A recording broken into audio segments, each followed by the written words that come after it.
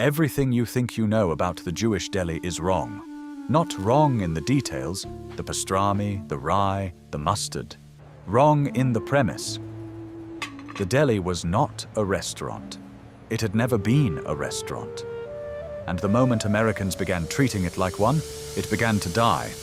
The rules that governed a Jewish delicatessen in 1950s New York were not posted on a wall. They were not explained to newcomers. They were absorbed through presence, through sitting in the same room with people who already knew them, watching, adjusting, becoming someone who knew them too. They were the rules of a community operating in public space. And they assumed that the person walking through the door was not a customer. They assumed he was a neighbor. That assumption was the architecture of the entire institution. When it collapsed, the institution collapsed with it. 15 rules, 15 moments where a specific, nameable force walked into the deli and sat down in a booth it had not been invited to, and stayed until the deli was gone. If you remember walking into a place and knowing without being told exactly what was expected of you, subscribe now. This channel exists for the people who remember what it felt like to belong to something that no longer exists, and who are not ready to stop belonging to it. In 1954, according to a survey cited by Ted Merwin in his Essential History of the American Jewish Delicatessen, there were approximately 1,500 kosher and kosher-style delis operating in New York City, down from the peak of 5,000 in 1931, but still dense enough that in Jewish neighborhoods of Brooklyn, the Bronx, and the Lower East Side, a deli was never more than 3 blocks away in any direction. These were not interchangeable establishments. Each had a specific personality, a specific clientele, a specific atmosphere that regulars could describe in precise terms. The light at Katz's on Houston Street was different from the light at the 2nd Avenue Deli, and the difference mattered to the people who chose between them. What they shared was not a menu. What they shared was a set of behavioral expectations so deeply embedded in the culture that violating them was not like breaking a restaurant rule. It was like arriving at a family dinner and behaving like a tourist. The deli was, as Merwin writes, the secular synagogue of immigrant Jewish life, a place where the rituals were culinary and social rather than religious, but rituals nonetheless, carrying the full weight of community identity and collective memory. You did not go to the deli to eat. You went to the deli to be somewhere with people who were the same kind of somewhere as you. The food was the occasion. The community was the point. Pay close attention to Rule 11. What it reveals about why these rules disappeared changes the meaning of every rule that comes before it. We will get there. Do not leave before we do. You sat where there was room, not where you preferred. The first rule of the 1950s Jewish deli required no explanation to anyone who had grown up in it, and required complete explanation to anyone who had not. When the deli was full, and the deli was almost always full at lunch, you did not wait for a table to clear. You looked for a table where strangers had room for 2 more, made brief eye contact, received a nod or a gesture, and sat down. You did not introduce yourself. You did not apologize for the intrusion. You ordered from the counterman, who came to you wherever you were sitting, and you ate your meal 3 feet from people whose names you did not know, in a conversation that might include them or might not, and when you finished you left without ceremony, and the strangers whose table you had shared did not expect ceremony. This was not considered intimate. It was considered normal. It was the operating assumption of a community dense enough that the person at the next seat was, at most, 2 degrees of separation from someone you knew. The post-war suburban migration that dispersed New York's Jewish population to Long Island, New Jersey, and Westchester did not just move people. It destroyed the density that made this rule possible. In the suburbs, you did not share tables with strangers because the strangers were genuinely strange. People from different places, different backgrounds, different assumptions. The deli that followed the community to the suburbs attempted to carry the table-sharing rule into an environment where it had no social foundation. It did not survive the transplant. You ordered without looking at the menu, not because the menu was short, because knowing what you wanted without consulting the menu was the proof that you belonged there. The regular at the 2nd Avenue Deli in 1955 did not pick up the laminated card when he sat down. He told the counterman what he wanted, and the counterman remembered whether this matched what he had ordered the last time, and if it did not, the counterman might say so. Not as a reprimand, but as a record, as evidence that the transaction between them was continuous rather than new each time. The menu existed for first-timers. Using it marked you as a first-timer. In a community where belonging was the currency, being marked as a first-timer was a specific social experience that the regulars did not seek. Ted Merwin documents counterman at Katz's Delicatessen who could remember the usual order of hundreds of regular customers across decades. This was not a service feature. It was a form of recognition. The counterman's memory was the institution's acknowledgement that you existed, that you had been here before, that you were known. When the countermen who carried those memories retired and were replaced by employees who had no history with the clientele, the transaction became a transaction. It had previously been something else. The pickles were not a side dish. They were the table. Every booth in every Jewish deli worth the name in 1950s New York had on it, at all times, a bowl or plate of pickles, full sours, half sours, green tomatoes, pickled peppers, that arrived before you ordered and stayed after you left, and were replenished without being requested and were never added to the bill. They were not a complimentary appetizer in the modern restaurant sense. They were the physical evidence that you had arrived somewhere that expected you. The bowl of pickles said, "We knew you were coming. We prepared for you. Sit down and take something before you even tell us what you need." The specific flavor of a full sour pickle from a barrel at Gus's Pickles on Essex Street in 1952, aggressively sour, deeply garlicky, with a snap of fermented brine that hit the back of the jaw, was inseparable from the experience of sitting down in that deli.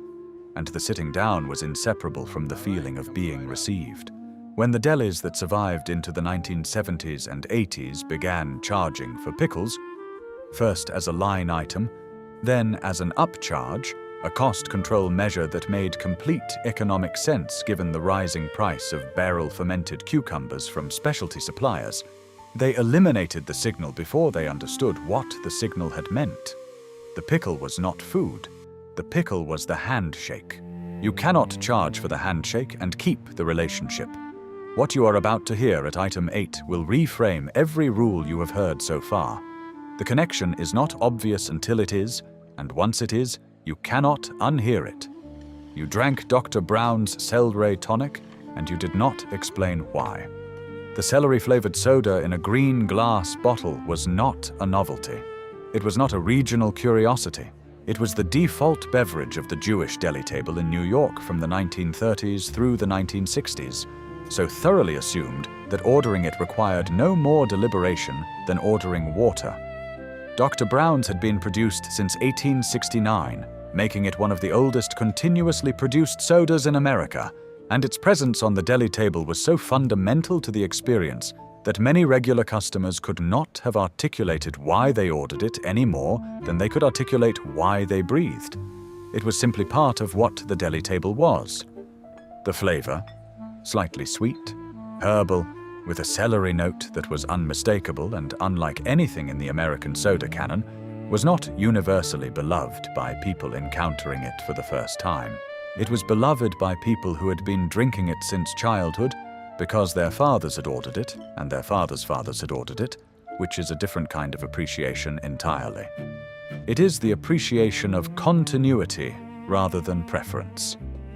When the delis that survived into the 1980s began expanding their beverage menus to compete with the tastes of a clientele that had grown up on Coca-Cola, Dr. Brown's moved from default to option. The move from default to option is the move from identity to preference, and identity and preference are not the same thing.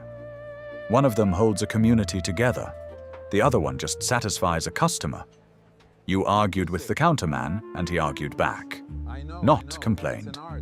Argued. The relationship between a deli regular and his counterman in the 1950s was a specific social performance that had rules as clear as any formal exchange. though they were rules of maximum informality. You told him the pastrami was lean last time, and you needed it fat this time, and he told you he knew how to cut pastrami, and you told him you knew how pastrami was supposed to look, and he put the plate down in front of you, and you both examined it, and one of you acknowledged the other was right. And then it was over, and next time it began again. This was not a service failure. This was the deli functioning correctly. The argument was the proof that the relationship was real, that both parties had enough history and enough investment to push back. The counterman who argued with you had an opinion about pastrami. The counterman who said certainly, sir, and gave you whatever you asked for without comment was not a better counterman. He was a waiter. The deli was not looking for waiters. The deli was looking for countermen, and the distinction was the presence or absence of an opinion. And the opinion was only possible if the counterman cared about what he was serving, and the caring was only possible if he had been in that kitchen long enough to know the difference. When the delis of the 1970s and 80s began experiencing high staff turnover, driven by declining margins, neighborhood changes, and the exit of the second-generation owners who had inherited their fathers' businesses and found them economically unsustainable, they lost the countermen who had opinions. They replaced them with employees. The employees were not wrong. The institution was over. Here is the rule nobody talks about when they talk about the deli, and it is the one that explains everything else on this list. The deli was a place where it was acceptable, expected, to sit for 3 hours over 1 cup of coffee and a piece of cake and conduct the entire business of your social life without anyone suggesting you should order something else or vacate the table for a paying customer. Because you were a paying customer. The 15 cents you had spent on the coffee was the rent on the booth for as long as you needed it. Because the deli understood that what it was selling was not coffee, it was not pastrami, it was not even the pickles, it was time in a room with people like you, and time in a room with people like you is not a product with a per-minute cost. It is a community, and communities do not charge by the hour. When the economics of the 1970s New York restaurant industry made the 3-hour table an existential threat to the margin, when the cost of rent, labor, and food had risen to the point where a booth occupied for 3 hours by someone who had spent 15 cents was genuinely unsustainable, the delis faced a choice that was not really a choice. They could not charge for time. They could not turn tables on people who had been coming for 30 years. They could not be a community and a business simultaneously once the business required behaviors incompatible with the community. Most of them chose slowly and without announcement. They stopped being comfortable. The booths that had been worn soft by decades of use were reupholstered in something easier to clean. The lighting that had been low enough for a long afternoon was brightened for efficiency. The implicit invitation to stay was quietly withdrawn. The regulars felt it before they could name it. They came less often. The deli, which had depended on them coming often, declined further. The cycle was not a mystery. It was a community being priced out of the room it had built. If you sat in a booth for 3 hours and nobody bothered you, leave the name of that deli in the comments. Not what you ordered, where it was, what street, what year, what you talked about for 3 hours in a booth that no longer exists. This comment section is the booth now. Sit as long as you need. You never asked for the check. The check arrived when the counterman decided the meal was over, and this was a judgment he made based on signals you did not consciously send, but that he had learned to read across years of watching people eat. The empty plate pushed slightly forward. The coffee cup turned rather than lifted. The particular quality of a conversation that has arrived at its natural conclusion. The counterman who brought the check before these signals appeared was making a mistake that regular customers noticed and remembered. The counterman who read the signals correctly was performing a service so subtle and so specific to a relationship of long standing that it cannot be trained in an orientation session. It can only be learned by watching someone who already knows over months and years until the reading becomes instinct. When that counterman retired, the instinct retired with him.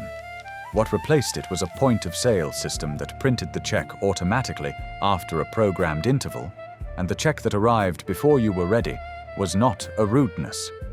It was the evidence that the person bringing it had no history with you, and no history with you meant no reason to read you, and no reason to read you meant the relationship was over before it had begun. You brought your newspaper and left it on the table, not as litter, as a gift. The Deli table of the 1950s operated a continuous, informal lending library of newspapers, the Forward, the Daily Mirror, the Post, that circulated through the booths across the course of a morning. You brought yours in, read it with your coffee, and left it on the corner of the table when you rose. The next occupant picked it up or did not. This required no announcement and no transaction. It was the operating assumption that what you were done with might be useful to the person who came after you, and that the person who came after you was the kind of person for whom a Yiddish newspaper left on a deli table was a reasonable offering. This assumption, that the next person at the table was the same kind of person as you, is the assumption that the suburban migration destroyed most completely. In Westchester, the next person at the table was not the same kind of person. In Westchester, the next person at the table might not read Yiddish. In Westchester, leaving your newspaper was not a gift. It was clutter. You did not tip elaborately. The counterman was not performing for gratuity. He was doing his job in a place where his job was understood by everyone in the room, and the tip, when it was left, and it was always left, was a flat amount that acknowledged the service without attempting to quantify it. The deli counterman, who received an extravagant tip from a new customer, understood it as the new customer's attempt to purchase belonging he had not yet earned. Belonging was not purchased, it was accumulated. Over visits, over arguments about pastrami, over the counterman remembering, without being asked, that you took your coffee with 1 sugar and your wife took hers with 2. When the tipping culture of the 1980s American restaurant industry arrived at the deli, driven by the same economics that were already stressing the institution, it imported an assumption incompatible with the deli's social structure. The deli was not a performance space. It was a neighborhood. Neighborhoods do not have tip lines. You knew which table was someone else's table, and you did not sit there. Not assigned seating. Not a reservation. A fact of social geography so well understood by the regulars that it required no signage and no enforcement. Morris Goldstein sat in the 3rd booth from the window at the 2nd Avenue Deli every weekday morning from 1947 until 1968, and nobody sat in that booth before Morris arrived.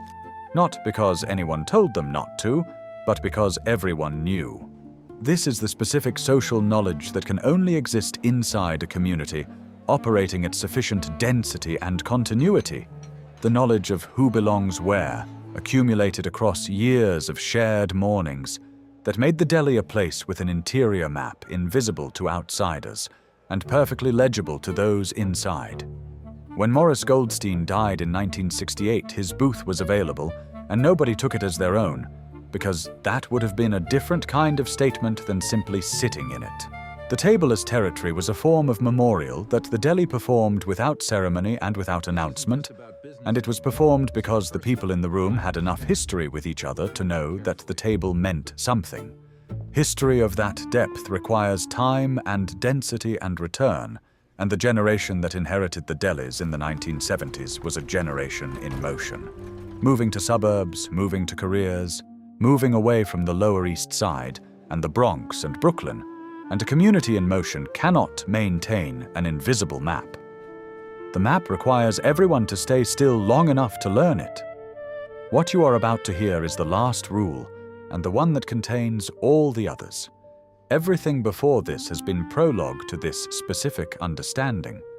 You did not say goodbye when you left. You simply left. And this was not rudeness. It was the highest expression of what the deli actually was. The acknowledgement, enacted physically, that your departure was not a conclusion. You would be back tomorrow, or the day after, or next week, and when you returned, the counterman would nod, and the booth would be there, and the pickles would already be on the table, and the coffee would be coming, and the newspaper from the man in the next booth would be available when he finished it, and the argument about the pastrami would resume from wherever it had left off, because nothing here ended. The deli was not a place you visited. It was a place you inhabited, continuously, across years, and the difference between visiting and inhabiting is the difference between a customer and a member. And the Jewish deli of 1950s New York was not a restaurant with customers. It was an institution with members. The membership was not purchased.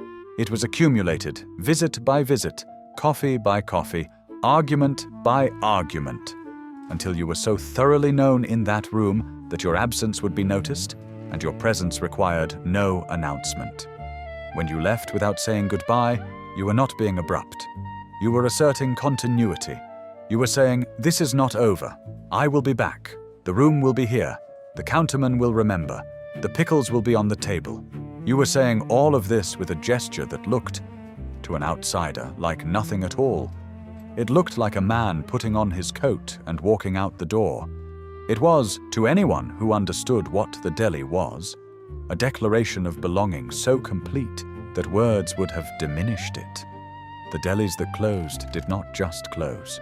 They ended a sentence that a community had been speaking for 60 years, a sentence about what it meant to be known, to be expected, to be part of something that remembered you even when you were not there. The sentence was never finished. It was interrupted by economics and migration and assimilation and time, and the people who had been speaking it dispersed into a country that had no equivalent institution waiting for them. And they carried the unfinished sentence for the rest of their lives, and some of them are still carrying it, and some of them are watching this video right now. Leave one word in the comments, the name of the deli where you belonged. Not a review, not a memory, just the name. The list of names that accumulates below this video is the last membership roster of institutions that no longer exist. And it matters that the names are spoken. Even here, even now, even in a comment section on the internet, because the alternative is silence, and silence is the one thing the Jewish deli of 1950s New York was never willing to accept. They were right about that. We should follow their example.